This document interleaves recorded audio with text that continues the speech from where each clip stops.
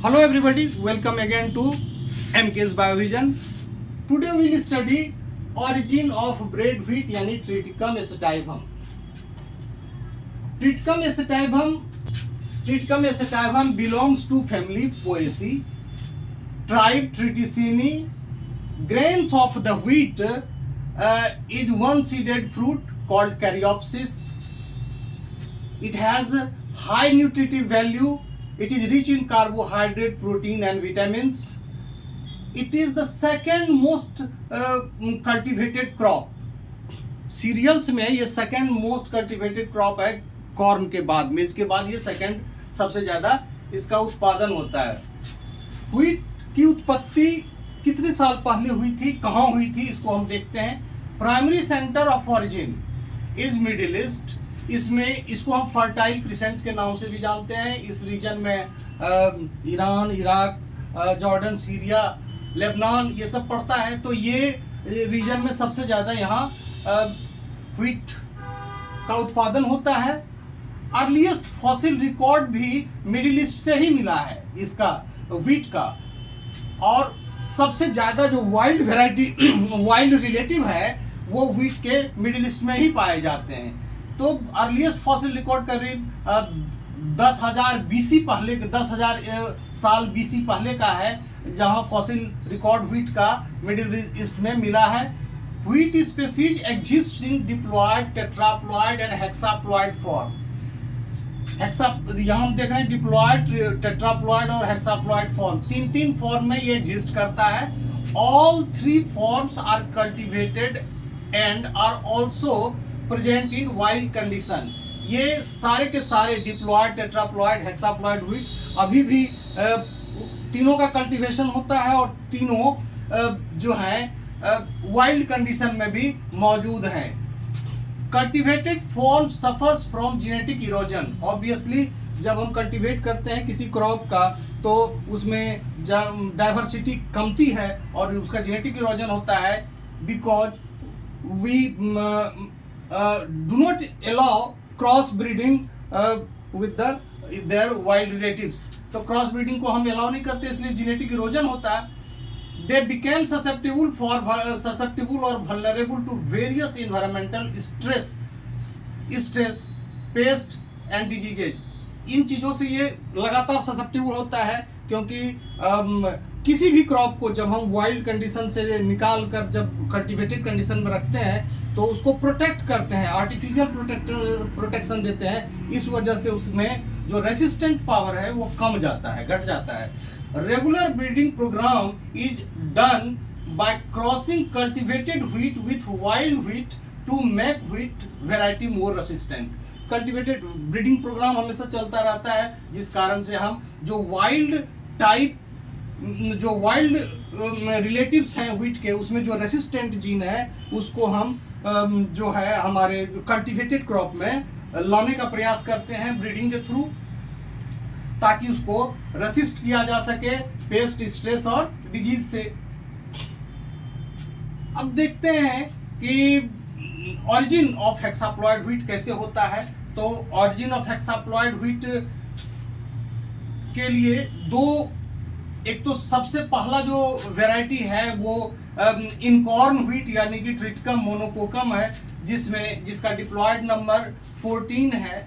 और एक wild grass है एजियोलॉप्स स्पेल्टोइड्स, इससे इसका नेचर में क्रॉसिंग हुआ होगा. और उसके बाद ये दोनों अलग अलग जीनोम एक साथ आए, ए बी, और नेचर में खुद इसका डबलिंग हुआ है, क्रोमोजोम का डबलिंग हुआ होगा. और उसके बाद ये टेट्राप्लॉयड व्हीट का ओरिजिन हुआ होगा. तो इस तरह से ये जब टेट्राप्लॉयड व्हीट जब एग्जिस्टेंस में आया होगा, ट्रिटिकम टर्जिडम, अब ये इसका कंपोजिशन है, इसमें 28 क्रोमोजोम होंगे, इसमें ए और बी दोनों के जीन हैं. और दैट ट्रिटिकम टर्जिडम इज फर्टाइल क्योंकि ये क्रोमोजोम इसका डबल हो गया है. अब इसका इससे एक वाइल्ड वैरायटी है Triticum tauschii. It is not cultivated variety, wild relative है. ये भी वाइल्ड रिलेटिव ग्रास का ही है, वाइल्ड रिलेटिव ग्रास का है. इससे इसका जीनोम इसमें आया है हेक्साप्लॉयड में. Through the hybridization, natural hybridization, man made नहीं है, ह्यूमन बीइंग ने इसमें कुछ नहीं किया है, ये अपने आप इसमें हाइब्रिडाइजेशन हुआ होगा। और ये इसमें हम देखते हैं कि मोनोकोकम का जीनोम, एजियोलॉप्स का जीनोम और टॉची का जीनोम यानी कि ए बी बी और डी डी, इस तरह से हेक्साप्लॉइड व्हीट बना होगा। जब अभी भी हम जब हाइब्रिडाइजेशन एक्सपेरिमेंट करते हैं और इंड्यूस करते हैं, एलोप्लॉइडी बनाते हैं, तो हमको उस करने के बाद आखिर ये पाथ कैसे ढूंढा गया। आर्टिफिशियल जब हम एलोपॉलीप्लॉइड बनाते हैं तब हमें पता चलता है, तब इसको कंपेयर करेंगे तो हमको पता चलता है कि नेचर में किसी पर्टिकुलर वेराइटी में, किसी पर्टिकुलर स्पेसीज में किस स्पेसीज का जीनोम है। तो इस तरह से हमें इसके जो क्या कहते हैं इवोल्यूशनरी बैकग्राउंड है व्हीट का, वो पता चला। अब देखते हैं कि what are the important variety, what are the important species of hexaploid wheat. Hexaploid wheat में क्रोमोसोम की संख्या होती है 42, genetic composition A B B D D. It contains genome of 3 diploid species. Obviously ये ट्रिटिकम एसेटाइवम जो bread wheat है, इससे चपाती और बेकरी प्रोडक्ट्स बनाए जाते हैं। ट्रिटिकम पोलार्ड इंग्लिश व्हीट है, अमेरिका वगैरह में ज़्यादा यूज किया जाता है इसको।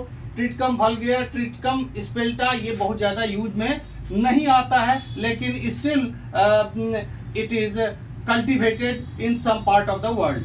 टेट्राप्लॉइड व्हीट जो होते हैं, इसका genetic composition A B B है, यानी कि इसमें क्रोमोसोम की संख्या जो है 2n = 4x = 28 है, = 28।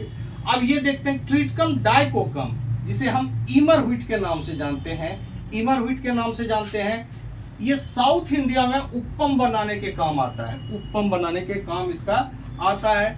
और ट्रिटिकम ड्यूरम ये मैक्रोनी व्हीट के नाम से जाना जाता है, ये मैक्रोनी बनाने के काम में आता है। तो दो जो इम्पोर्टेंट डिश है वो व्हीट के टेट्राप्लॉइड वेराइटी से बनाया जाता है। डिप्लॉइड वेराइटी जो व्हीट के होते हैं वो आजकल कल्टीवेटेड नहीं होते हैं, कुछ रीजन में, वर्ल्ड के कुछ रीजन में से कल्टीवेट किया जाता था।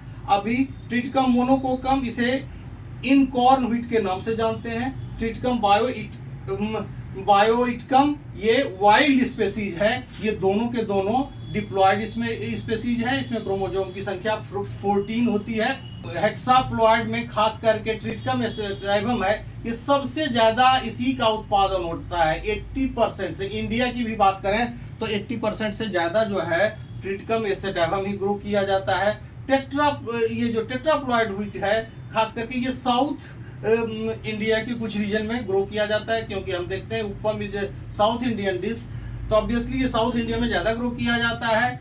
कहीं कहीं लगभग 1% के 10% के बाद ये ग्रो किया जाता है, 1% के करीब ड्यूरम भी ग्रो किया जाता है मैक्रोनी के प्रोडक्शन के लिए। इस तरह से हमने डिफरेंट एस्पेक्ट्स ऑफ व्हीट को देखा, व्हीट का क्या इंपॉर्टेंस है, ये कहाँ किस फैमिली से बिलोंग करता है, इसका ओरिजिन कैसे होता है, और इसके जो मेन स्पेसीज हैं हेक्साप्लॉइड, टेट्राप्लॉइड और डिप्लॉइड, प्लस इसका क्या यूज है, प्लस इसका हमारे फूड में क्या इंपॉर्टेंस है। Okay, thank you for today, bye.